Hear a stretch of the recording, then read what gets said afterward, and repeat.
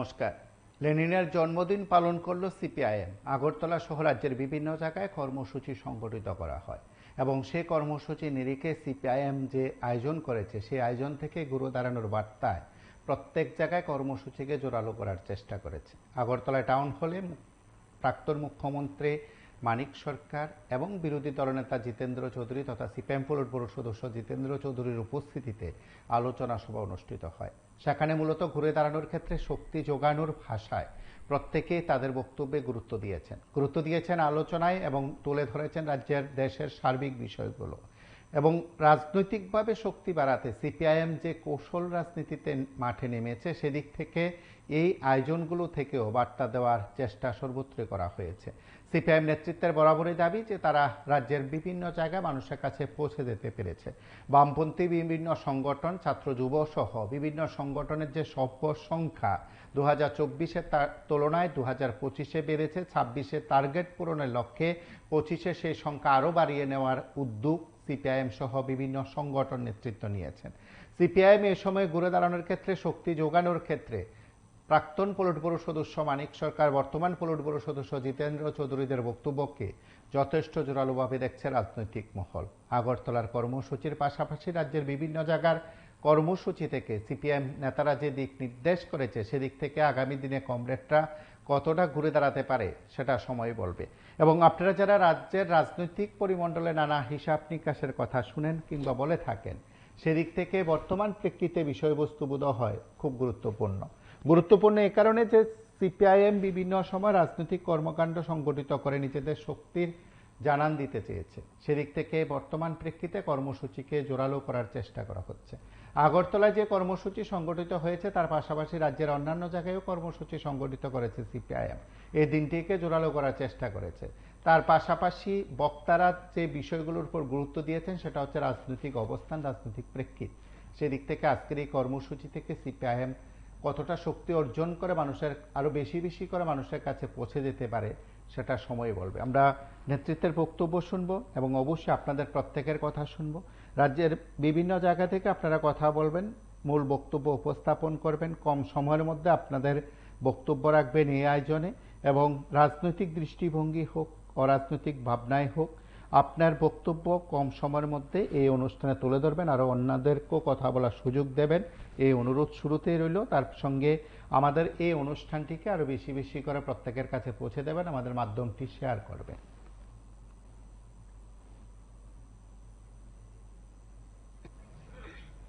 এটা আনুষ্ঠানিক জন্মদিন পালন না, পৃথিবীর বুকে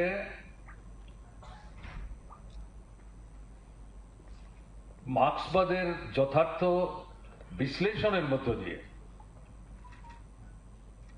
পুঁজিবাদ সাম্রাজ্যবাদের বিকল্প হিসাবে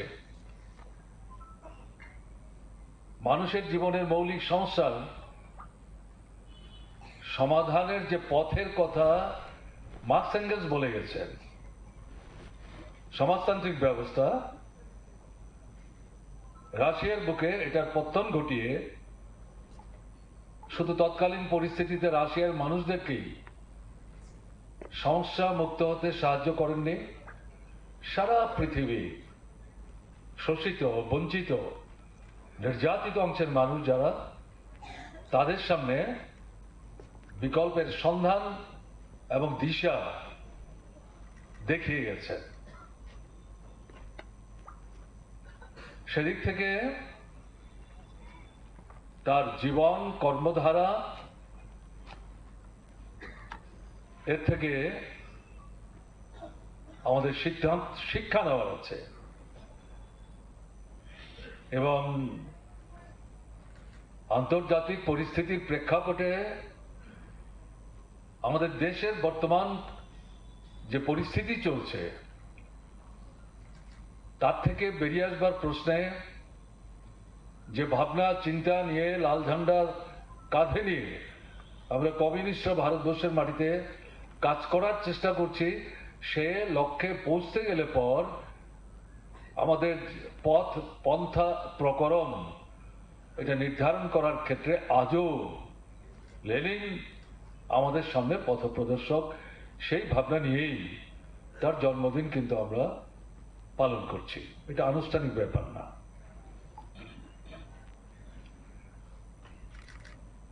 দীর্ঘদিন তিনি বেঁচে থাকেননি, 56 বছর। আরো বেশ কয়েক বছর হয়তো বাঁচতেই পারতেন, কিন্তু জনগণের শত্রুরা তাকে নিঃশেষ করে দেওয়ার জন্য তার উপর আক্রমণ সংঘটিত করেছিল 1918 সালে।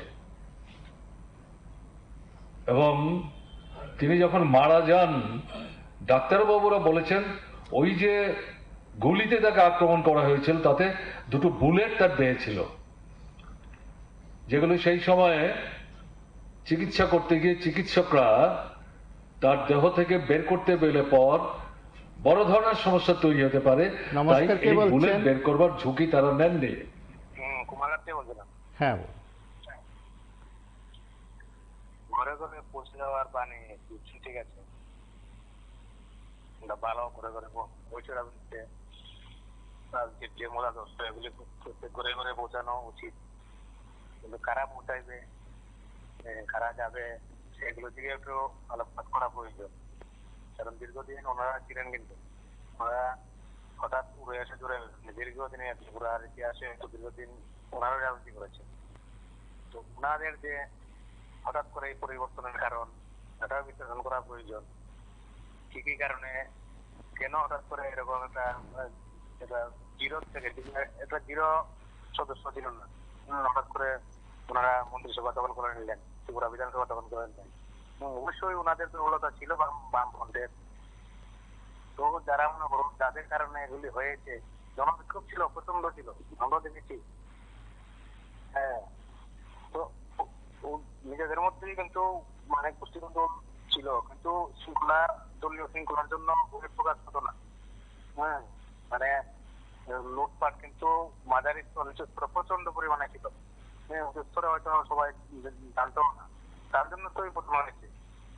ওইসব যে দুর্নীতিগ্রস্ত ওনারা কিন্তু এটা মানে নীতিবাদী একটা দল, আদর্শবাদী দল, ওনারা সব জানেন। ওইসব দুর্নীতিগ্রস্তদেরকে ছাঁটাই করে মানে ওরা যদি আবার যায় ঘরে ঘরে বোঝানোর জন্য, সবাই কিন্তু বার্তা দিবে না, গুরুত্ব দিবে না। 18 থেকে এখন পর্যন্ত অনেক নতুন ভোটারের মানে হয়েছে, নতুন ভোটার হয়েছে। মানে পরিবর্তন প্রয়োজন, ওনাদের সাংগঠনিক পরিবর্তন প্রয়োজন। তার মধ্যে আপনাদের এই কি বলবো, অনেককে ওনাদের মধ্যে দেখুন, ওনারা এটা বিশ্বের মধ্যে বা ভারতবর্ষের মধ্যে আদর্শ নিয়ে চলা এটা রাজনৈতিক দল। ওনাদের মধ্যে দেখলাম হঠাৎ করে যে কোনো ব্যক্তির কারণে ওনাদের দলে ওনাদেরকে মানে ওনাকে বিধায়ক বানিয়েছিলেন, হঠাৎ করে দল পরিবর্তন করে দিল। তো ওইসব লোকদেরকে চিহ্নিত করতে পারে আগে, এরকম অনেক থাকতে পারে। 2023 বিধানসভা দেখলাম একজন বামফ্রন্টের মানে প্রাক্তন বিধায়ক উনি চলে গেলেন যে কোনো স্বার্থের লোক, বিভিন্ন রকমের পলিটিক্যাল অন্য দলে। তো ওইসব লোক যদি থাকে তাহলে বাম আদর্শ যারা আছে, হ্যাঁ, আগে হয়তো বাম কমিউনিস্ট জানি না, বাম কোনোদিন করিও নি, ভোটও দিইনি।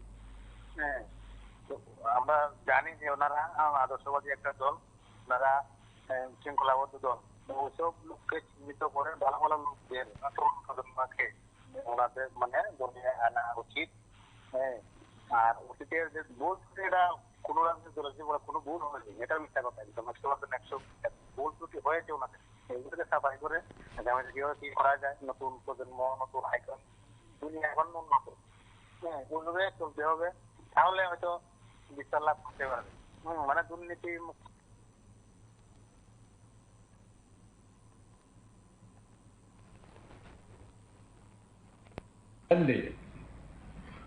এবং তার এই মৃত্যুর যে কারণ, তার উপর আক্রমণের পর আরো 6 বছর তিনি বেঁচে ছিলেন, যদিও ঠিকঠাক ভাবে কাজ করতে পারেননি, যেটা অন্যতম কারণ।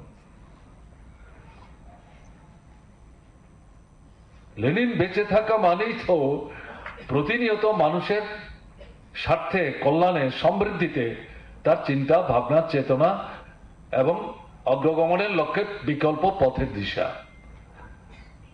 কিন্তু জীবৎকালের এই অল্প সময়ের ব্যবধানে আমি হিসেব করে যেটা দেখবার চেষ্টা করলাম, তাতে প্রকৃত অর্থে এই গুলিবিদ্ধ অবস্থায় 6 বছর বেঁচে থাকাকেও যদি আমরা হিসেবে নেই, তাহলে 32 থেকে 34 বছর তিনি কাজ করেছেন। তার কৈশোরে পদার্পণ করার যে সময়টা, সেটাকে যদি আমরা বাদ দেই,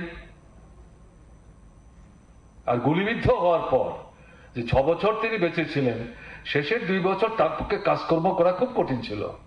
বাইরে জনজীবনের মূল সমস্যাগুলো নিয়ে সব বিষয়ে আমাদের সঙ্গে একমত না হলো, একটা দুটা তিনটা বিষয়ে যদি একমত হয়, অর্থনৈতিক প্রশ্ন অথবা রাজনৈতিক প্রশ্নে অথবা মতাদর্শগত প্রশ্নে, তাহলে সেখানেও যদি আমরা একসাথে যেতে পারি, আপত্তির তো কোনো কারণ নেই। আমরা যাব এই যে দৃষ্টিভঙ্গি, একটা ব্যাপক দৃষ্টিভঙ্গি, সংকীর্ণতা না, এই দৃষ্টিভঙ্গি নিয়ে অগ্রসর, কিন্তু যেখানে সতর্ক থাকতে হবে, যেটা গত 20-25 বছর অভিজ্ঞতার মধ্যে দিয়ে এবার যে পার্টি কংগ্রেস হলো, তার থেকে যেটা বেরিয়ে আসলো, তাতে যেটা দেখা গেল, আমাদের অন্যতম গুরুত্বপূর্ণ দুর্বলতা হচ্ছে সংসদীয় যোগ। এটা মাথায় একটা অংশ ঢুকে গেছে, যে কোনো মূল্যে ভোটে জিততে হবে, একা পারবো না, অন্য দলের সঙ্গে যেতে হবে, নীতিগতভাবে, অবস্থানগতভাবে, মৌলিক দৃষ্টিভঙ্গির দিক থেকে তাদের সঙ্গে আমাদের কোথাও মিল নাই, তারা তাদের সুবিধার জন্য আমাদের সঙ্গে মিলবার চেষ্টা করে এবং আমাদের শক্তিটাকে কাজে লাগাবার চেষ্টা করে, আমরাও তাদেরকে সঙ্গে নিয়ে মূল সূত্রকে কোণঠাসা করতে গিয়ে সমঝোতা করার চেষ্টা করি। এটার মধ্য দিয়ে দেখা যাচ্ছে আমাদের মধ্যে এই যে আপনার পার্লামেন্টারিজম, সংসদীয় যোগ, এটা মাথা চাড়া দিয়ে উঠছে, এটা ক্ষতি করছে। এবং ক্ষতি করছে কি, দেখা যাচ্ছে এই ঝুঁকের কারণে অনেক জায়গায় যে কথাটা বারবার যোগ দেওয়া হচ্ছে, শ্রেণী সংগ্রাম ছাড়া, গণসংগ্রাম ছাড়া, জনগণের লড়াই ছাড়া, মূল শত্রুকে চিহ্নিত করে তার হাত থেকে, অনিচ্ছুক হাত থেকে দাবি আদায়ের সংগ্রামকে তীক্ষ্ণ করা ছাড়া, তাকে জনগণ থেকে বিচ্ছিন্ন করা ছাড়া আমরা মূল লক্ষ্যে পৌঁছতে পারবো না। এরকম যে লড়াই, সে লড়াই দেখা যাচ্ছে গ্রামে গঞ্জে। এই সমস্ত বড় বড় যারা জায়গা জমির মালিক, এখন কল কারখানা পুঁজি নিয়ে গ্রামে তারা ঢুকছে, সেখানে কৃষিকে যেমন তারা নিয়ন্ত্রণ করার চেষ্টা করছে, কৃষি শিল্প সমস্ত কিছুকে মিলিয়ে একটা নূতন তারা সাম্রাজ্য সেখানে বিস্তার করার চেষ্টা করছে, তাদের পেছনে রাজনৈতিক দল আছে। এরকম জায়গায় অনেক অনেক ক্ষেত্রে দেখা যাচ্ছে দুর্বলতা চিহ্নিত হয়েছে, যে এই জায়গায় শ্রমিকদের স্বার্থে, কৃষকদের স্বার্থে, মজুরির স্বার্থে, অধিকারের স্বার্থে লড়াইয়ের প্রশ্ন আসলে সেখানে কোনো কোনো জায়গায় বলা হচ্ছে, আমরা যদি এখানে লড়াই করি, তাদের বিরুদ্ধে লড়তে হবে, তাহলে পরে যখন ভোট আসবে তখন তো আমরা পঞ্চায়েতে আসন পাবো না, নগরের নির্বাচনে আসন পাবো না, বিধানসভায় আসন পাবো না। এটা কোন দৃষ্টিভঙ্গি? এটা বিপ্লবী দৃষ্টিভঙ্গি? এটা তো কোন অংশাই সুদনবাদ, সংকীর্ণতাবাদ থেকে কম না, সুবিধাবাদ। তাহলে এই জায়গাটা সতর্ক থাকতে হবে আমাদের, মূল শত্রুকে আঘাত দেওয়ার জন্য, পরাস্ত করবার জন্য। নিশ্চয়ই আমরা মিত্র শক্তি জয় করব, সব মিত্র একরকম হয়ে মনে করার কারণ নেই। এটা করতে গিয়ে নীতিগত অবস্থান, এটা কিন্তু হাতছাড়া করা যাবে না, মাথা নুয়ে দেওয়া যাবে না, এটা মাথায় রেখে আমাদের সেখানে অগ্রসর হতে হবে, না হলে কিন্তু অসুবিধা হবে। কাজে এই সামগ্রিক পরিস্থিতির পরিপ্রেক্ষিতে আমাদের এই জায়গায় কি করতে হবে, বিকল্প সরকারটা কি পদক্ষেপ নিচ্ছে, কি কেন্দ্র কি রাজ্য, শুধু এটার বিরুদ্ধে কথা বললে চলবে না, শুধু এটার সমালোচনা করলে চলবে না। পার্টি চায়, আমরা যেটা চাই, তাহলে এটার বিরুদ্ধে কেন কথা বলছি, তাহলে বিকল্পটা কি হলো, হওয়া উচিত, কি বিকল্প পদক্ষেপ নিলে পরে সুবিধা হবে। অনেক দিন পর এবারকার বাজেটের প্রতিবাদ করতে গিয়ে এই 4টা বামপন্থী রাজনৈতিক দল শুধু বাজেট প্রতিবাদ করেনি, বিকল্প কি ধরে ধরে, ইস্যু ধরে ধরে আমাদের বক্তব্য কি, এই বক্তব্য তুলে আনার চেষ্টা করেছে। কিন্তু অদ্ভুত ঘটনা, একদিন প্রতিবাদ করে বক্তৃতা করে শেষ, তারপর কিন্তু এই বিকল্পের কথা আমরা তেমন ভাবে বলছি না। এই পদক্ষেপ তো পরিহার করতে হবে, না হলে তো লাভ হবে না। বিকল্পের কথা তো একদিন বললে চলবে না, এটা ধারাবাহিক ভাবে এটাকে অব্যাহত রেখে আমাদের বলতে হবে, নাহলে মানুষ কি করে বুঝবেন। কাজে এই জায়গাটা বিকল্প মানে কি, পুঁজিবাদের বিকল্প, সাম্রাজ্যবাদের বিকল্প, সাম্প্রদায়িক শক্তির বিরুদ্ধে বিকল্প, গণতন্ত্র হত্যা করার যে চেষ্টা করছে তার বিরুদ্ধে বিকল্প, এই যে দৃষ্টিভঙ্গি, এটা কিন্তু উপস্থিত করতে হবে। এবং এখানে কালকের সমাজতন্ত্র হবে না, তাতে কি হলো, প্রকৃত বিকল্প এখন যেটা আমরা অনেকেই মাথা চুল ছিঁড়ছে, যুবকরা আমাদের সঙ্গে আসছে না, তো যুবকরা আমাদের সঙ্গে আসছে না, যুবকরা কাদের সঙ্গে যাচ্ছে? বিজেপির সঙ্গে যাচ্ছে। তারা কি বিরাট অংশ কংগ্রেসের সঙ্গে যাচ্ছে? তাও তো ঘটনা না। মূল প্রশ্নটা কি? আপনি যদি পেছন দিকে যান তাহলে সোভিয়েত দেশের বিপর্যয়ের পর আমি আছি তোমার সঙ্গে, তুমি সমাজতন্ত্র করছো না আমি জানি, প্রকাশ না করো, তোমাকে আমেরিকা আক্রমণ করছে ইউক্রেনকে সামনে রেখে, সেরকম একটা জায়গায় আমি তোমাকে সাহায্য করবো না, তুমি আমার সাহায্য চাইছো, এটা মনে করার কারণ নেই। ইউক্রেনের যে এখন রাষ্ট্রপ্রধান, এটা মাঝখানে একটা পরিমণ্ডল তৈরি করবার জন্য তার সঙ্গে ট্রাম্পের কথাবার্তা হচ্ছে, এমন ভাবে তাকে ধমক টমক দিয়ে কথাবার্তা বলছে, এবং তার মুখ দিয়ে বের করলো তুমি কি ইউক্রেনের বন্ধু না রাশিয়ার বন্ধু, এরকম কথাবার্তা বলে একটা অন্য পরিমণ্ডল তৈরি করে ট্রাম্পকে প্রকৃত অর্থে যুদ্ধের বিরুদ্ধে শান্তির দূত হিসাবে দেখাবার চেষ্টা করছে। এগুলি কৌশল, এতে বিভ্রান্ত হওয়ার কিন্তু কোনো সুযোগ নেই। এবং এই সময়ের মধ্যে এখন যেটা দেখা যাচ্ছে, কোথায় এই যুদ্ধের সমাধান, কিসে তার সমাধান? এই যুদ্ধ চলছে। এখন দেখা গেল ইউক্রেন বলছে যে আপনার ইস্টার চলছে, সেই সময় কিন্তু রাশিয়া ডিক্লেয়ার করেছিল ইস্টারের সময়ে সেখানে যুদ্ধ চলবে না, আমরা যুদ্ধ করব না। তারপরেই এই ইউক্রেনই বলছে কোথায়, রাশিয়া তো তার কথা রাখলো না, তারা তো আক্রমণ করছে।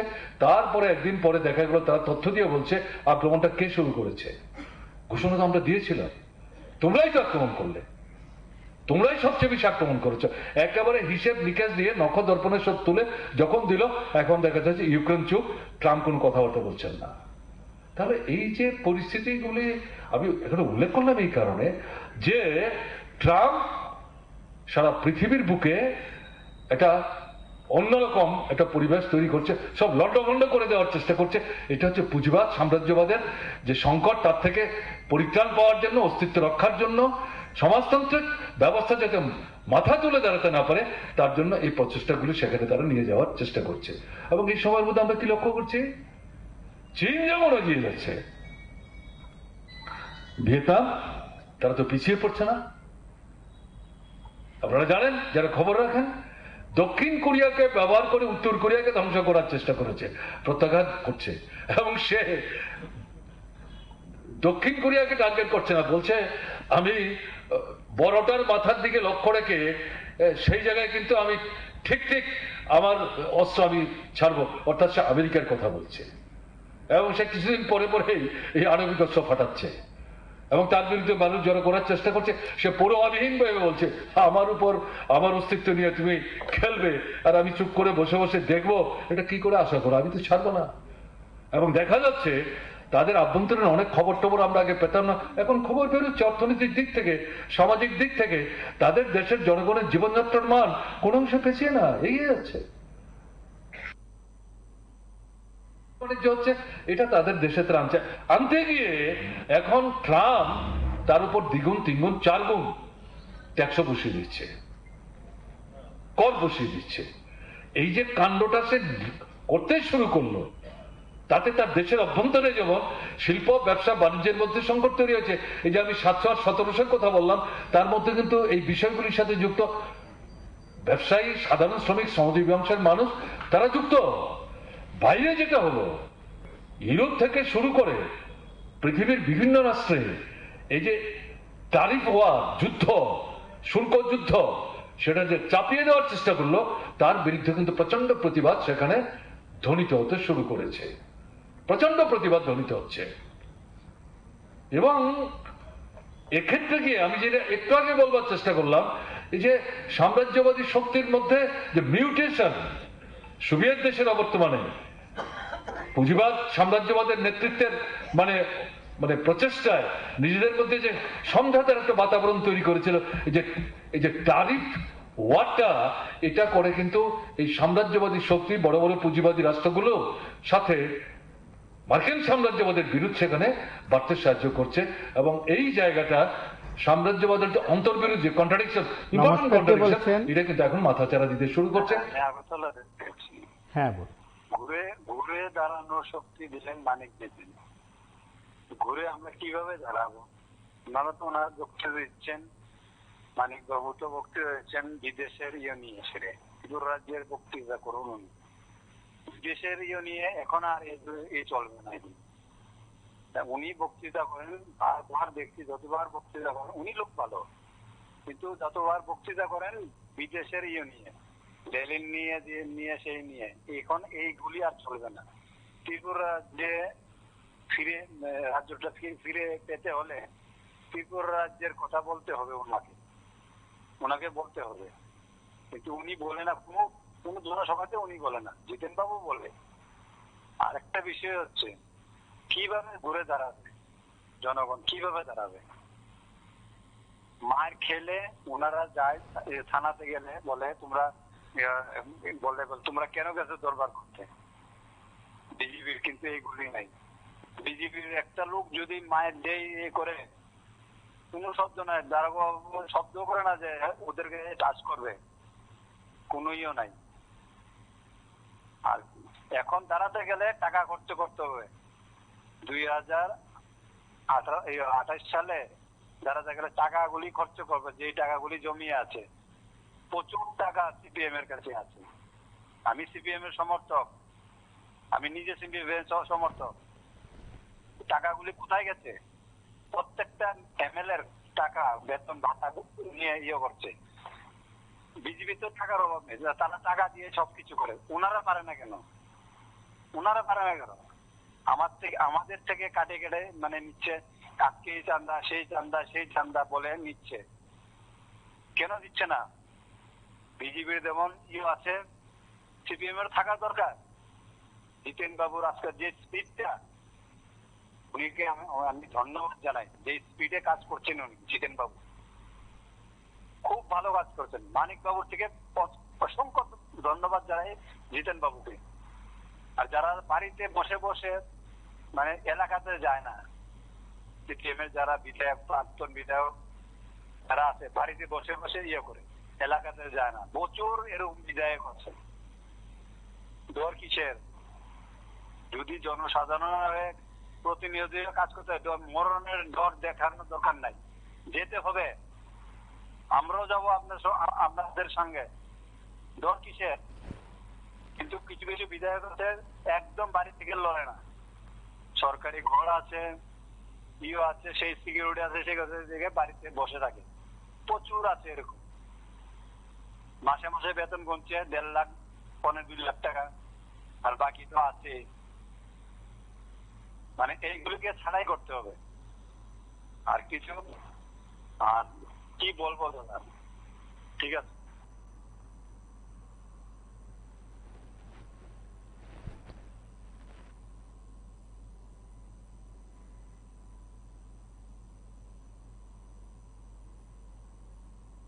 মাথাচাড়া দিতে শুরু করছে, সাপের ফণার মতো এটা মাথা তুলবে, এটা হতে বাধ্য। সমাধানটা কোথায়? যেটা মনে হয়েছিল প্রশমিত, এটা তো মাথা তুলে দাঁড়াচ্ছে। এটা আমাদের বিপ্লবী সংগ্রামে পুঁজিবাদকে পরাস্ত করতে, সমাজতান্ত্রিক ব্যবস্থার অভ্যুদয়ের যে বিপ্লবী সংগ্রাম, এই সংগ্রামের ক্ষেত্রে এই দ্বন্দ্ব জনগণের শত্রুদের মধ্যে এটা সহায়ক শোষিত মানুষের জন্য। কাজেই এটা এখন কিন্তু নতুন করে মাথা চাড়া দেওয়ার চেষ্টা করছে। দ্বিতীয় যে 700 জায়গা যে একসাথে প্রতিবাদ হলো, তাতে পত্রিকার মূল্যায়ন করতে গিয়ে বলেছে তার আগের পর্যায়ের প্রতিবাদে যত সংখ্যক মানুষ অংশগ্রহণ করেছিলেন, সংখ্যাটা সেরকম না হতে পারে, কিন্তু তার মধ্যে যে জেল্লা, তার মধ্যে যে ক্রোধ, তার মধ্যে যে মিলিটেন্সি, তাতে কোনো ঘাটতি ছিল না। এটা কি বোঝাচ্ছে? এটা কি প্রমাণ করছে? তাহলে আমেরিকার অভ্যন্তরেই দ্বন্দ্ব আছে, সংঘাত আছে, এক অংশকে পরাস্ত করে আরেক অংশকে ক্ষমতায় এনেছে। নীতিগত ভাবে বাইডেন এবং ট্রাম্পের মধ্যে ফারাকটা কোথায়? এটা দুই লুটেরার ভাগ বাটোয়ারার দ্বন্দ্ব, তাতে একটা অংশ সংগঠিত হয়ে তাকে ফিরিয়ে এনেছে, আর একটা অংশ পরাস্ত হয়েছে, তারা হয়তো এখন আবার ঘুরে দাঁড়াবার চেষ্টা করছে। এভাবে চল, এর মধ্য দিয়েই তৃতীয় শক্তি কিন্তু উঠে আসবে। নমস্কার স্যার, বলছিলাম আজকে যারা সরকারে নেই, তাদের জনপ্রিয়তা এখনো রাজ্যের মানুষের কাছে এবং রাজ্যের মিডিয়া সাংবাদিকের কাছে ওনাদের জনপ্রিয়তা এখনো রয়েছে। কারণ ওনারা কিছু একটা করে রেখেছেন রাজ্যে। আমরা তো রাজ্যবাসী একটু বেশি বুঝি বা একটু লোভ বেশি আমাদের। এই আমরা লোভের কইরা আজকে আমরা ওই জায়গাটাকে দাঁড়াইছি, এখন মুখ খুলে কিছু করতে পারি না।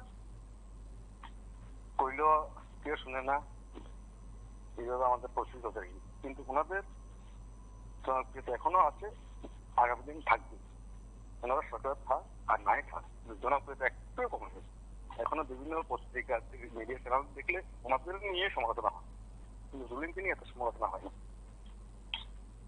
ওনারা এমন একটা যে আজকে যে ভাষণটা শোনার মতন কথা, আর তারা ভাষণ দিলে লাগাজন মানে ঝগড়া হয়ে যাচ্ছে, মাইক উঠে যাচ্ছে, এরকম একটা ভাষণ দেয়।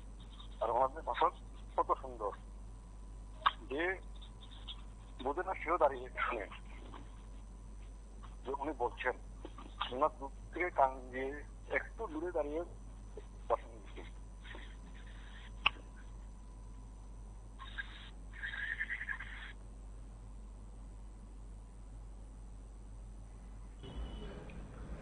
এবং এখন ট্যারিফ ওয়ার শুরু হয়েছে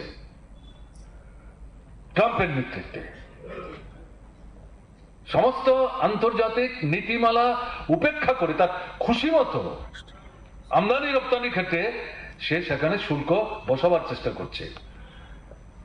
তার দেশ থেকে যে সমস্ত সম্পদ বা সামগ্রী পৃথিবীর অন্য দেশে যাচ্ছে, তারা যাতে তার উপর শুল্ক বেশি ধার্য করতে না পারে তার জন্য হুমকি দিচ্ছে। এবং কোনো কোনো জায়গায় যে শুল্ক তারা বসিয়েছে এটা সে গ্রহণ করতে রাজি না। এ নিয়ে বাইডেনের বিরুদ্ধে তার সব দেখুন, মানিকবাবু আজকে লেনিনের জন্মদিন উপলক্ষে যে আলোচনা করে, সেই আলোচনাটা এক্ষণের যুগের জন্য না। কারণ আমরা দেখছি বিদেশি নিয়ে এখন আলোচনা না করে আমাদের রাজ্য নিয়ে আলোচনা করতে হবে, কর্মীরা উৎসাহিত করতে হবে। আর বিজেপি নামক দলের লোকে টিকতে গেলে ঠিক আফগানিস্তানের মতো পরিস্থিতি তৈরি না করলে বিজেপির লোকে ঠিক থাকতে পারবে না অনেক বড় তারা। আফগানিস্তানে যেখানে 2 দশকের মধ্যে ক্ষমতা কাবুলরা দখল করছিল, ঠিক এইভাবে ত্রিপুরা রাজ্যে দখল করতে গেলে বিজেপির মতন এই দলের লোকে সেই ব্যবস্থা তৈরি না করলে মানিকবাবু তারা আড়াইশে ক্ষমতা আসতে পারবে না। আর মানিকবাবু তারা ঘাটতি আছে, এই ঘাটতিটা গ্রাম অঞ্চলের থেকে আরম্ভ করে অঞ্চল সভাপতি, আমরা বিশালগড় অঞ্চলের সভাপতি সম্পাদক তারার কথা বলতে পারি, কারণ আমরা বিশালগড়ের করি। তারা যেই কাজ করছে মানুষের কাছে তারা এই অঞ্চল সভাপতিরা যাইতে পারে না। যার ফলে কিছু গ্রাম অঞ্চলের নেতা আছে, তারা দলের থেকে অঞ্চলকে দায়িত্ব থেকে অবসর দিয়ে নতুন তোলা পাইন্ডে ধৈর্য তুলুন, যারা আজকে খুবের আগে ঘরে বসে রেখে তাদের এই ধৈর্য তুলে তারপরে এই আড়াইশে পরিবর্তন অনিবার্য হবে। তবে তাইয়ের এই মেজাজ নিয়ে হবে না, জিতেন বাবুর মতো করতে হবে, একটু ইয়ং বয়সের বক্তৃতা থাকতে হবে। কারণ মাইক খাইতেই গো, মাইক না খাইলে মাইক দিতে পারত না। কিন্তু পাটকিল দিয়ে না মারতে পারলে সেই রাজনীতি করার থেকে না করা ভালো। মানুষের অনর্থক গরিব মানুষের পোলা বাইনা মাইর খাওয়াইও না, নিজেও মাইর খাও, গরিব মানুষের পোলা বাইনা মাইর খাও, মাইরও দাও, তখন ওই ক্ষমতায় আসতে পারবো না, হইলে ক্ষমতায় আসতে পারত না। আমাদের এই বিজেপি নামক এই ঘাতক দলের লোকে লড়াই করিয়া, আদর্শ দিয়ে লড়াই করিয়া এই দলের লোক হবে না। কারণ যেই দলের আদর্শ নয় সেই দলের লোক আদর্শ লড়াই হয় না, সেই দলের লোকে ওই অস্ত্রের লড়াই হয়। এইটুকুই বলেন আপনাদের মাধ্যমে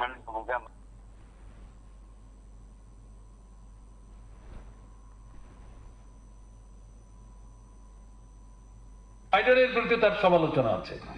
সে বলছে এটা কমাতে হবে, আমাদের ক্ষতি হচ্ছে।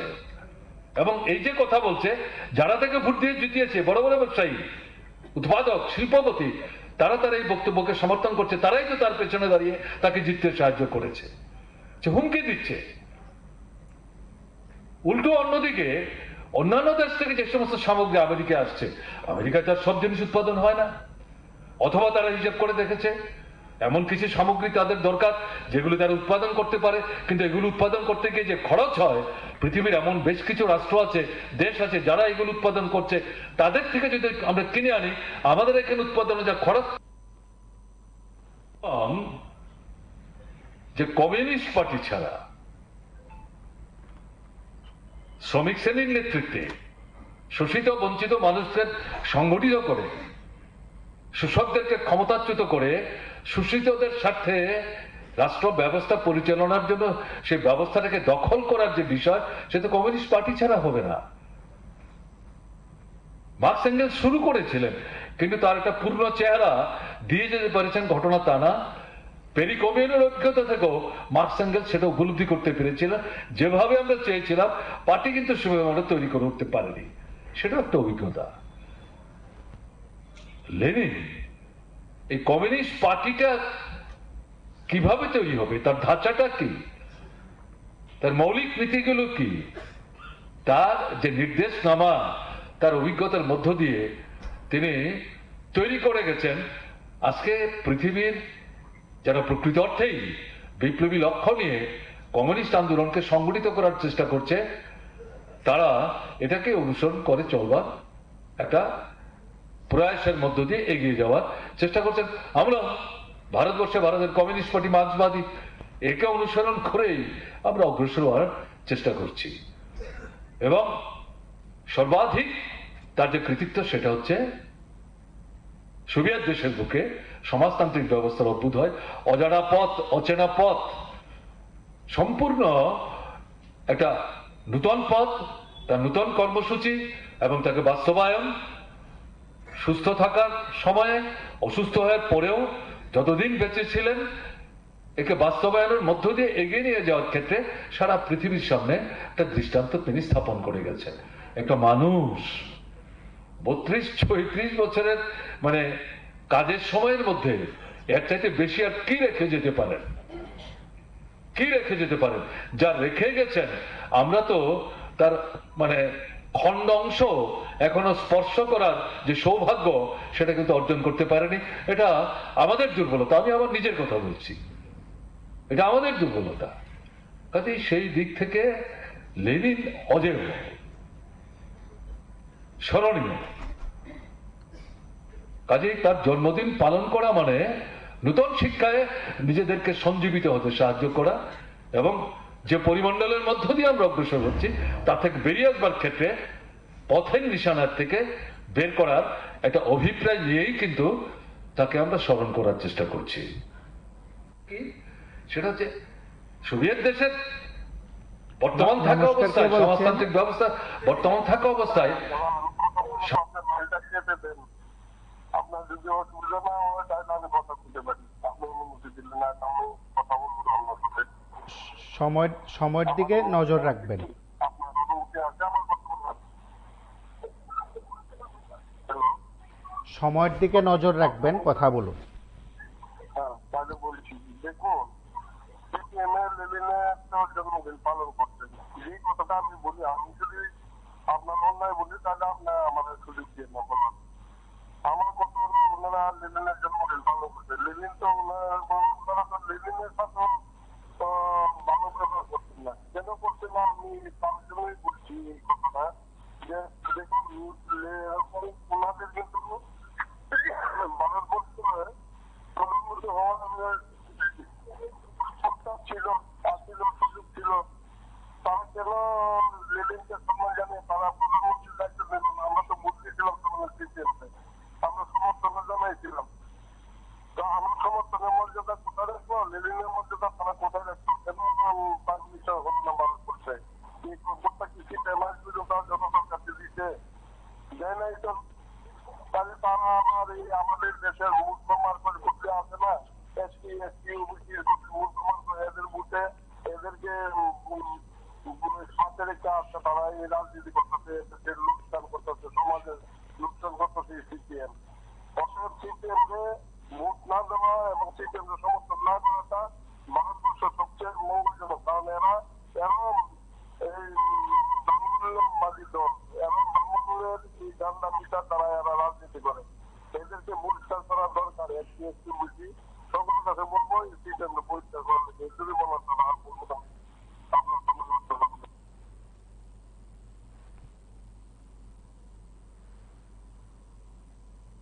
থাকা অবস্থায় সাম্রাজ্যবাদী যে দেশগুলো, যে চারটা প্রধান দ্বন্দ্বের কথা আমরা বলতে অভ্যস্ত, তার মধ্যে সাম্রাজ্যবাদীদের মধ্যেকার যে অন্তর্বর্তী মানে আভ্যন্তরীণ যে দ্বন্দ্ব, এই দ্বন্দ্বটা তারা খানিকটা নমস্কার, কে বলছেন? সেখানে প্রশমিত করতে সক্ষম হয়েছিল। কই থেকে বলছি? কথা বলুন, হ্যালো কথা বলুন। হ্যালো, হ্যাঁ আমি আজকে বিপিন বাবুর উদ্দেশ্যে বলছি একটা কথা, শুনতে পাচ্ছেন? কথা বলুন।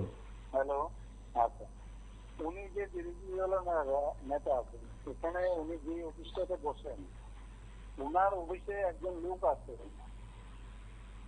মানে শ্রমিকদের সরকার থাকতে ওনাকে চাকরি দিয়েছিল, একটা বুদ্ধিক কর্মচারী। আজকে উনি ওই জায়গাতে বহাল আছেন। ওনাকে যদি না সরায়, বিরোধী দলের নেতার যে রুম আছে এখান থেকে না সরায়, ওই লোকটা প্রচন্ড বিজেপি, মানে একদম 100% বিজেপির সমর্থক। আমি এখন বলছি, সব কথা আউট করে দিচ্ছে। আমি নাম দিয়ে বলতে পারি, 2018 পরে আমি অনেকবার বলেছি ওনাকে এখান থেকে সরানোর জন্য, কিন্তু কেউ কর্ণপাত করেনি। আপনাদের মাধ্যমে আজকে বলতে বাধ্য হচ্ছেন, এই লোকটাকে জিতেন বাবুর বিরোধী দলের নেতার যে অফিসটা আছে বিধানসভাতে, ওনার থেকে এখান থেকে সরানোর দরকার, খুব দরকার। আমি সবাই, আমাদের পার্টির সবার উদ্দেশ্যে আমি বলতে চাই, এই লোকটাকে যদি না সরান, আলোচনা যা হয় সবকিছু আউট করে দেয়। হ্যাঁ, সবকিছু আমি নাম বলতে পারি, আপনি বলতে পারি। আমি এখনো বিরোধী দল জিতেন বাবুর রুমে, ওয়াইতে তার বাড়ি, সমীর দেবের সরকারের আমলে চাকরি, যে ভদ্রলোক চাকরি দিয়েছে উনারই বদনাম করছে। সে ওনারা কি বদনাম করছে এখানে থেকে। এই লোকটাকে যদি না সরায়, খুব খারাপ, মানে খারাপ বলতে কাঠিন খারাপ হবে, এতটুকু আমি বলতে চাই।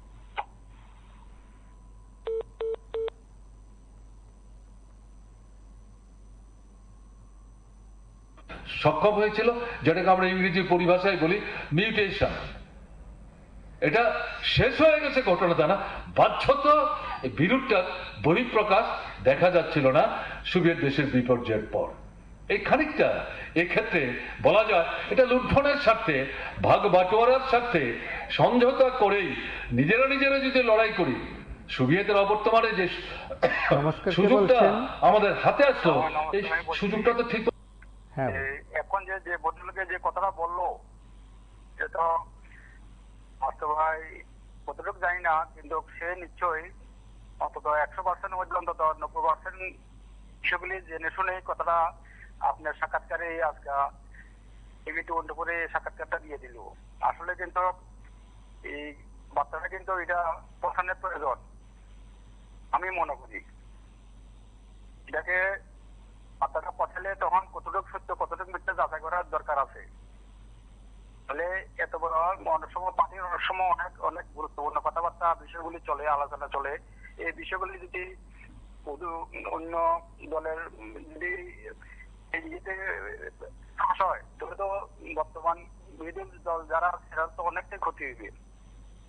তো ওই লোকটা তো এটা তো রং মিলিয়ে দিয়ে চলতে আছে, কিন্তু বিষয়টা অন্তত বর্তমান বিপিন বাবুর যে ধন্যবাদ দেওয়ার দরকার, ওনার নজরে দেওয়ার দরকার আমি মনে করি। যে আর কি, এটা আমার বক্তব্য।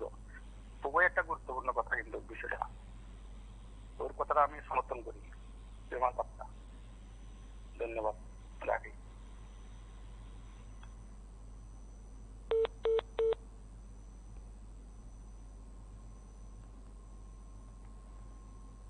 সুযোগটা তো ঠিক মতো কাজেই লাগাতে পারবো না, কাজেই তোমার পিঠে আমি চুলকাবো না, তুমি আমার পিঠ চুলকাবে না, সমঝোতা করে চলবার চেষ্টা করে। এই জায়গায় খানিকটা দেখা গেছে এই মিউটেশনটা সেখানে ছিল। এই সময়ের মধ্যে আমরা এখন কি দেখছি, ট্রাম্প, নামটা ট্রাম্প, কিন্তু আসলে তিনি ট্রাম্প করেছেন ঘটনা তা না, সাফল্য অর্জন করেছেন ঘটনা তা না, ভোটে জিতেছে। এই ভদ্রলোক যে কাণ্ড শুরু করেছে, তার প্রথম ঘোষণা কি? কারণ উপলব্ধির মধ্যে এসছে মার্কিন সাম্রাজ্যবাদ সারা পৃথিবীতে যে খবরদারি করছিল, কর্তৃত্ব করছিল, নেতৃত্বের আসনে নিজেদেরকে নিয়ে গিয়েছিল, এই চীনের যে অভ্যুদয়, সমাজতান্ত্রিক অর্থনৈতিক ব্যবস্থা, ছোট মাঝারি রাষ্ট্রগুলোর মধ্যে যে তার যে বিকাশ, এবং বিশেষ করে লাতিন আমেরিকার কোন কোন রাষ্ট্রে সমাজতান্ত্রিক ব্যবস্থার অভ্যুদয়, অনেক রাষ্ট্রে সমাজতন্ত্র না করলেও সমাজতান্ত্রিক ভাবনায় সঞ্জীবিত হয়ে এই নয়া যে অর্থনৈতিক কথা বললাম তার বিরুদ্ধে রুখে দাঁড়িয়ে একটা বিকল্প ব্যবস্থার বিস্তার ঘটিয়ে ধীরে ধীরে তারাই বলছে আমরা সমাজতন্ত্রের দিকে যাচ্ছি। এই সবটা মিলিয়ে সারা পৃথিবীর পুঁজিবাদী সাম্রাজ্যবাদী অর্থনীতির সামনে এটা কিন্তু একটা চ্যালেঞ্জের মতো আসছে এবং সেখানে স্বাভাবিক কারণেই মার্কিন সাম্রাজ্যবাদ সবচেয়ে বেশি চিন্তিত, বিব্রত। সেখানটাতে এসে ট্রাম্প বললেন আমেরিকাকে সব দিক থেকে শ্রেষ্ঠত্বের আসনে পুনঃ প্রতিষ্ঠিত করা হচ্ছে আমার প্রথম প্রধান দায়িত্ব। এই স্লোগান দিয়ে তিনি শুরু করলেন তার যাত্রা। আভ্যন্তরীণ ক্ষেত্রে আমেরিকার ভেতরে এমন কিছু পদক্ষেপ নিয়েছেন যে পদক্ষেপগুলো আমেরিকার একটা ছোট্ট অংশের মানুষকে সন্তুষ্ট হতে সাহায্য করছে, কিন্তু বড় অংশের মধ্যে খুব বিক্ষোভ তৈরি করছে। আমি কালকেও পত্রিকা পড়ছিলাম, দেখা গেল আজ থেকে 3 দিন আগে আমেরিকার 700 জায়গায় একসাথে সব জায়গায় সমান সংখ্যক না হলো হাজার হাজার মানুষ রাস্তায় বেরিয়ে এই যে পদক্ষেপগুলো ট্রাম্প নিচ্ছে একটার পর একটা, তার শ্রেণীগত অবস্থান থেকে যাদের সন্তুষ্ট করবার জন্য সে পদক্ষেপগুলো নিচ্ছে, এগুলোর বিরুদ্ধে মানুষ কিন্তু ফেটে পড়ছে। কমিউনিস্ট পার্টির নেতৃত্বে আন্দোলন না, শ্রমিক শ্রেণীর সংগঠন আমেরিকার অভ্যন্তরে তেমন ভাবে গড়ে উঠেছে, এটাও কিন্তু ঘটনা না। এদের মধ্যে কমিউনিস্টরা থাকতেই পারে, আমেরিকায় কমিউনিস্টরা এটা মনে করার কারণ নেই। পৃথিবীর কোন দেশে কমিউনিস্ট নাই?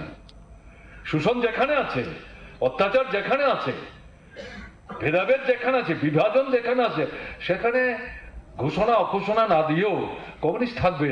আমেরিকায় থাকবে না, এটা কি করে হয়? যারা কমিউনিস্টদের ধ্বংস করার জন্য এক নম্বর মানে নেতৃত্বের ভূমিকা তারা পালন করার চেষ্টা করছে, সেখানে কমিউনিস্ট থাকবে। কিন্তু এই যে ঘটনাগুলো এবং তার আগের পর্যায়ে যদি ভুল না করে থাকে, আমার দেখা যদি ভুল না থাকে, তাহলে দেখা গেল সেখানে দেখাবার চেষ্টা করেছিলেন 1200 থেকে 1700 জায়গায় ট্রাম্প আসার পর ট্রাম্প যে ভূমিকা নিচ্ছে তাতে গিয়ে এটা পরিষ্কার হয়ে যাচ্ছে। মূল দ্বন্দ্ব সমাজতন্ত্র বনাম পুঁজিবাদ, এটা সমাজতান্ত্রিক ব্যবস্থার অভ্যুদয়ের দিন থেকেই শুরু হয়েছে। পুঁজিবাদ সাম্রাজ্যবাদের ধ্বংস সাধন না করা পর্যন্ত এই যে মূল দ্বন্দ্ব, এটা অব্যাহত থাকবে এবং এটা তীব্র থেকে তীব্র, তীক্ষ্ণ থেকে তীক্ষ্ণ হবে, এটাই স্বাভাবিক। আন্তর্জাতিক পরিস্থিতি সেদিকে কিন্তু মানুষকে ধাবিত করার চেষ্টা করছে। দ্বিতীয় যে জিনিস এখানে উল্লেখ করার চেষ্টা হলো যে সাম্রাজ্যবাদী শিবিরের অন্তর্বিরোধ, ট্রাম্প এটা তৈরি করেছে, আমি যেটা উল্লেখ করলাম। তৃতীয় যেটা আগে আমি উল্লেখ করার চেষ্টা করেছি, পুঁজি এবং শ্রমের দ্বন্দ্ব। পুঁজি মানে শোষণ, পুঁজিবাদ, শোষিত মানুষ মেনে নেবে না, লড়াই হবে, আমি উল্লেখ করেছি। এই দ্বন্দ্ব কিন্তু সেখানে তীব্র থেকে তীব্র হচ্ছে। এখন ডেভেলপিং কান্ট্রিজ, তাদের সঙ্গে বড় বড় পুঁজিবাদী সাম্রাজ্যবাদী রাষ্ট্রগুলির সম্পর্ক খুব একটা ভালো, এটা মনে করার কোনো কারণ নেই। সমঝোতা করে চলবার চেষ্টা করছে। আমরা দেখছি ভারত রাষ্ট্র মোদীর নেতৃত্বে, আরএসএস নিয়ন্ত্রিত বিজেপি মার্কিন সাম্রাজ্যবাদের পদতলে মাথা নুইয়ে দিয়ে আমাদের রাষ্ট্রের যে স্বার্থ সমস্ত লুটিয়ে দিচ্ছে। কাজে এরকম পরিস্থিতি যদি সৃষ্টি করতে পারে, তাহলে পুঁজিবাদী সাম্রাজ্যবাদী রাষ্ট্রের সাথে তৃতীয় দিনের ডেভেলপিং যে কান্ট্রিজ গুলো, দৃষ্টান্ত হিসাবে আমাদের দেশের কথা বললাম, তার মধ্যে বিরোধটা আপাত দৃষ্টিতে মনে হতে পারে, তার মধ্যে তীব্রতার মধ্যে যেন কোথাও একটা ঘাটতি আছে। Let us wait and see. সবাই ভারত রাষ্ট্রের মতো ভূমিকা নেবে এটা মনে করার কিন্তু কারণ নাই, এটা মনে করার কিন্তু কারণ নেই। কাজে এরকম পরিস্থিতির মধ্যে দাঁড়িয়ে পৃথিবী কিন্তু আজকে এগিয়ে যাওয়ার চেষ্টা করছে। এবং এই পরিস্থিতির প্রেক্ষাপটে আমরা যদি তাকাই, আমাদের দেশের পরিস্থিতি বিস্তৃত যাওয়ার তো কোনো প্রশ্ন নেই। আমার আগে কমরেড জিতেন দীর্ঘ সময় এই বিষয়গুলো বলবার চেষ্টা করেছেন। আমাদের দেশের বর্তমান যে পরিস্থিতি, তাতে আমরা যেটা লক্ষ্য করছি, আরএসএস নিয়ন্ত্রিত বিজেপি নয়া ফেসিবাদী রাষ্ট্র তৈরি করার দিকে অগ্রসর হওয়ার চেষ্টা করছে। এটা লুণ্ঠনের বিজয় ক্ষেত্র হিসেবে ভারত রাষ্ট্রের বাজার এবং অর্থনীতিকে খুলে দিয়েছে। তার সঙ্গে গণতন্ত্রকে আক্রমণ করছে, ধর্মনিরপেক্ষতার নীতি আদর্শকে আক্রমণ করছে, নির্বাচনকে প্রহসনে পরিণত করছে, আইন ব্যবস্থাকে কুক্ষিগত করবার চেষ্টা করছে, সংবিধানকে পাল্টে ফেলার চেষ্টা করছে। এই যে মানে পদ্ধতি, এই পদ্ধতির মধ্য দিয়ে বাইরে মনে হবে ঢাঁচাটা তো গণতন্ত্র, আপনারা ফেসিবাদ বলছেন, কোথায় সবই তো আছে, কিন্তু আপনি তো ভোট দিতে পারছেন না। এখানে যারা বসে আমার কথা শুনছেন, আমি তো মানে নিশ্চিতভাবে বলতে পারি এখানে উপস্থিত যারা তার থেকে 50 থেকে 60 ভাগ আছেন যারা বিগত 2-3টা নির্বাচনে ভোটই দিতে পারেননি। এটাকে ল্যাবরেটরি হিসেবে তারা কাছে বলেছেন। লেনিন এই জায়গাটা জোরের সাথে কিন্তু আজকে আমাদের তারা সেখানে ঘুরে যাওয়ার চেষ্টা করছি।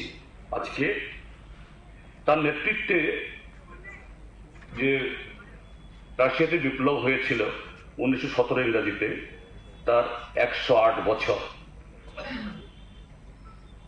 তারপর তার মৃত্যুর পর 1924 সালে লেনিনের মৃত্যু হয়। তারপরও আরো 101 বছর, এবং লেনিনের হাতে গড়া যে সমাজতন্ত্র, যা 1990 ইংরাজিতে। নমস্কার, কে বলছেন?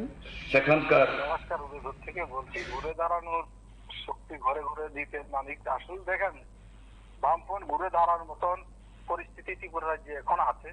কারণ সারা ত্রিপুরা রাজ্যের মানুষে জানে, কারণ একটাই কারণ, মানুষ সন্ত্রাস। এই যে সন্ত্রাসের জন্য এবং প্রশাসনের জন্য, যদি প্রশাসন নিরপেক্ষ ভূমিকা গ্রহণ করে তাহলে কিন্তু বিজেপি কিন্তু বামপন্থীর সাথে কোন দিক দিয়ে টক্কা দিতে পারবে না। এত সন্ত্রাসের মধ্য দিয়ে দেখতেন আমরা সারা ত্রিপুরা রাজ্যের মাধ্যমে, চিটুর উদ্যোগে, খেতমজুরের উদ্যোগে, যুব সংগঠনের উদ্যোগে, এসএফআই এর উদ্যোগে, সর্বক্ষেত্রে কিন্তু তাদের প্রতিবাদ, সরকারের যে কাজকর্মের বিরুদ্ধে কিন্তু প্রতিবাদ ডেপুটেশন দিয়ে যাচ্ছে। কিন্তু আসলে বামপন্থীরা যখন মানুষের দৈনন্দিন জীবনের, আমরা এই কথাটা সবসময় বলি, মানুষের 11 টাকা পাচ্ছে না তার জন্য কথা বলছে, মানুষের সমস্যার জন্য কথা বলছে, হসপিটালে ওষুধ নাই তার জন্য কথা বলছে, বেকারের জন্য চাকরি নেই তার জন্য কথা বলছে। কিন্তু ঘুরে দাঁড়ানোর সেটা কোনো বিষয় না। কিন্তু 2018 সালে, 2023 সালের নির্বাচনে কিন্তু বামপন্থীরা ঘুরে দাঁড়িয়ে গিয়েছিল। কিন্তু 2018 সালের নির্বাচনের পর থেকে কিন্তু 6 মাস পর থেকে বামপন্থীরা মাঠ ছাড়েনি। কিন্তু আজকে কথাটা বললাম কারণ বিগত 18 সালের পর থেকে সন্ত্রাসের মাধ্যমে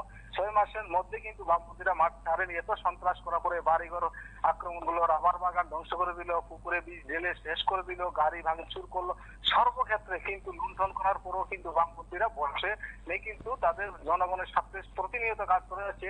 এখনো সারা ত্রিপুরা রাজ্যে যে বামপন্থী গণসংগঠনগুলো রয়েছে প্রতিনিয়ত কাজ করে যাচ্ছে কোথাও না কোথাও ভাবে। কিন্তু আসলে মূল বিষয়টা হলো একটা জায়গার মধ্যে, যখন বামপন্থীরা প্রোগ্রামে করে, মিছিল করে, যেন আক্রমণ হয়, কেস দিলে মামলা হলে হওয়ার পরিপ্রেক্ষিতে কিন্তু তারা অ্যারেস্ট হয় না। তার জন্য কিন্তু বিজেপির কিছু কর্মী কিন্তু উৎসাহিত হয়ে গেছে। কিন্তু সমস্ত সব বিজেপির কর্মী খারাপ সেটা আমরা বলবো না। কিছু কর্মীর জন্য কিন্তু আজকে যদি প্রশাসন নিরপেক্ষ থাকে কিন্তু 6 মাসের মধ্যে বিজেপি কিন্তু তছনছ হয়ে যাবে। কারণ সেটা একদম পরিষ্কার ভাবে। কারণ এখন পর্যন্ত জাতীয় রাজ্যের পরিস্থিতি, এখন পর্যন্ত এই সরকার আসা পরে গ্রামে কোনো কাজ নাই, রেগার কাজ নাই, বেকারের চাকরি নাই, সমস্ত ডিপার্টমেন্ট গুলি শূন্য হয়ে রয়েছে, নিয়োগ নীতি করার কোনো সরকার ভূমিকা গ্রহণ করছে না। কিন্তু তাদের অ্যাডভার্টাইজের কোনো গামতি নেই।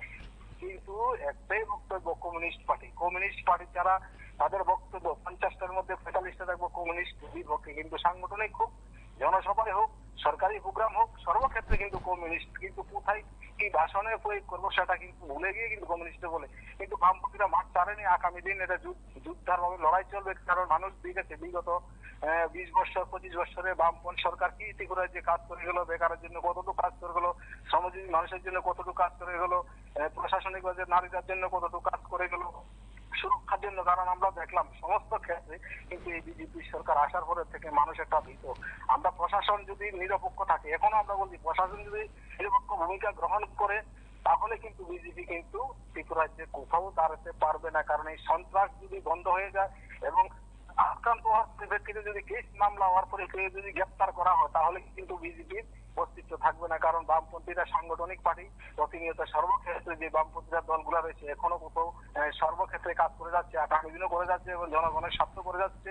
যেখানে যেখানে শক্তি আছে এখনো পঞ্চায়েত গুলার মধ্যে, নগর পঞ্চায়েত গুলার মধ্যে ডিএম এর মাধ্যমে কিন্তু ডেপুটেশন দিয়ে যাচ্ছে। প্রতিনিয়ত ডিজেল, পেট্রোল, রান্নার গ্যাস, গাড়ির গ্যাস, সব প্রত্যেকটা জিনিসের দাম মূল্য বৃদ্ধি হয়ে যাচ্ছে, কিন্তু এই সরকারের যারা রয়েছে তারা কিন্তু একটা কথা বলে না।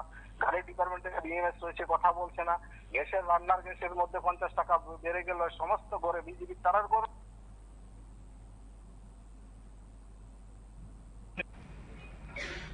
আরো উন্নত অনেকগুলো দেশ সেখানে যুক্ত হয়েছে, তাদের ঐক্যবদ্ধ রাখবেন। তারপর তার মৃত্যুর পর আবারও বলতে চেষ্টা করেছিলেন লেনিন তো নেই, যারা এখন আছে তাদের সে মুন্সিয়ানা নেই, দক্ষতা নেই।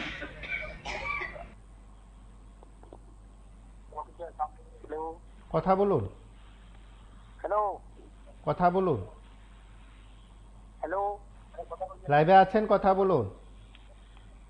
হ্যাঁ, সারা ভারতবর্ষে যে হারে ওষুধের দাম বাড়ছে, ওষুধের যে দামের বাড়ছে, ওষুধ কোম্পানি থেকে বিভিন্ন রাজনৈতিক দলগুলো বিভিন্ন টাকা, বিভিন্ন মাফিয়া 200 কোটি, 400 কোটি, 500 কোটি টাকা করে নিচ্ছে। যে আজকে আমরা দেখছি তৃণমূল কন, বিজেপি কন, কংগ্রেস কন, সিপিএম ও বিভিন্ন দল ওষুধ কোম্পানি থেকে যে টাকা নিচ্ছে, আজকে প্যারাসিটামল থেকে শুরু করে বিভিন্ন অন্যান্য যে ওষুধগুলা আছে, সব ওষুধে, ক্যান্সারের ওষুধে, সব ওষুধগুলা যে হারে দাম বাড়ছে, সাধারণ মানুষ আসছে না বিশ্বাস ফেলছে। তাহলে আজকে রাজনৈতিক দলগুলো এইভাবে সারা গরিব মানুষ বা বিভিন্ন মধ্যবিত্তর উপর নির্ভর করে যে হারে ওষুধের দাম বাড়ছে, তাহলে মানুষগুলা আজকে কি করবে? সমাজের মধ্যে যে কোনো সরকার হোক, কংগ্রেস হোক, সিপিএম হোক বা যে কোনো দল হোক, তৃণমূল হোক, এক একটা পার্টি কোম্পানি থেকে, বিভিন্ন কোম্পানি, শুধু ওষুধ কোম্পানি নয়, বিভিন্ন কোম্পানি থেকে যে হারে মাফিয়া চাঁদা পুচ্ছে, রাজনৈতিক দলের নেতা যে হারে চাঁদা তুলছে, তাহলে এইভাবে সাধারণ মানুষগুলা কোথায় থেকে আজকে গ্যাসের দাম 50 টাকা বাড়ছে, বিভিন্ন সময় অন্যান্য জিনিসগুলোর দাম বাড়ছে, মানুষের আয় 10 টাকা বাড়ালে 50 টাকা অন্য কিছুর মধ্যে বেড়ে যাচ্ছে, তাহলে আজকে ভারতবর্ষের মানুষ কোন জায়গায় যাচ্ছে বলুন? ওষুধটা এমন একটা জিনিস, মানুষের প্রতি ঘরে গ্যাসের ট্যাবলেট হইতে, প্যারাসিটামল হইতে, বাচ্চারার ওষুধ হইতে সবকিছুই লাগে। তাহলে ওষুধের দাম যদি এই হারে দিন দিন বাড়তে থাকে, তাহলে এটার দায়ী কে নেবে? সরকার তো বলে আমি এই দিচ্ছি, সেই দিচ্ছি, বিভিন্ন কিছু দিচ্ছি, আমি এই করছি, সেই দিচ্ছি। কার কার কার জন্য করছে? গরুর জন্য করছে, ছাগলের জন্য করছে, না পশুপাখির জন্য করছে? সব পৃথিবীতে যত কিছু হচ্ছে ম্যাক্সিমাম মেন হাতি হচ্ছে মানুষের জন্য। মানুষের মাথার উপরে সবকিছু নিয়ে আজকে ওষুধের দামটা যে বিক্রি করছে, মানুষ আজকে খুব কঠিন অবস্থায় আছে। এটার কথা কেউ বিচার করে না, কোনো সরকার, কোনো গভর্নমেন্ট, কংগ্রেস হোক, সিপিএম হোক, যারা আজকাল বড় বড় নেতারা, যে মুখ্যমন্ত্রী, প্রধানমন্ত্রী যে রাজ্যে থাকুক না কেন, তারা আজকাল কোম্পানি থেকে, কোম্পানি কি করবে? আমরা 200 কোটি টাকা দিচ্ছি, আমরা 2 টাকা বাড়িয়ে দিচ্ছি, আমরা 500 কোটি টাকা দিচ্ছি, 2 টাকা বাড়িয়ে দিচ্ছি। যে আজকে মোবাইলের টাকাগুলা যে এত দামে বাড়িয়ে দিচ্ছে, 200 টাকা মোবাইলে বাড়িয়ে দিচ্ছে, এটা সরকারের কোনো গরিব মানুষ, একটা শ্রমজীবী মানুষ ব্যাংকের মধ্যে যে মোবাইলে লিঙ্ক করে দিচ্ছে, যে আজকে সে 2 টাকা 2 মাস না ঢুকালে সে মোবাইলের লাইনটা কেটে দেবে, সিমটা কেটে দেবে, এটা তো ঠিক নয়। রাজ্য রাজনীতিতে এই সময়ের মধ্যে সিপিআইএম প্রায় সব কর্মসূচি সংগঠিত করে, সব জায়গায় তারা ঘুরে দাঁড়ানোর চেষ্টায় রাজনৈতিক শক্তিতে নিজেদেরকে প্রমাণ করতে চাইছে তারাও প্রধান বিরোধী দল। সেদিক থেকে সিপিআইএমের এসব কর্মসূচির মাধ্যমে কতটা নতুন মানুষের কাছে পৌঁছে যাওয়া সম্ভব, টিম জিতেন্দ্র চৌধুরী কতটাই বা সফল হন, সেটা সময় বলবে। আজ এ পর্যন্তই। নমস্কার, শুভরাত্রি।